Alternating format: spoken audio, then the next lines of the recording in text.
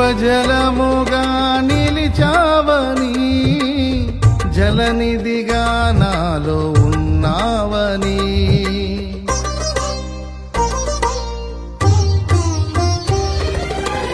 జనులకు దీవెనగా మార్చావని, జగతిలో సాక్షిగా ఉంచావని, ఉత్సాహగానమునే పాడనా, ఏదైనా నీ కొరకు చేసేందుకు, ఇచ్చితివి బలమైన నీ శక్తిని,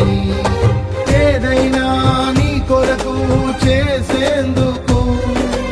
ఇచ్చితివి బలమైన నీ శక్తిని, ఇది ఏ చాలును నా జీవితాంతము,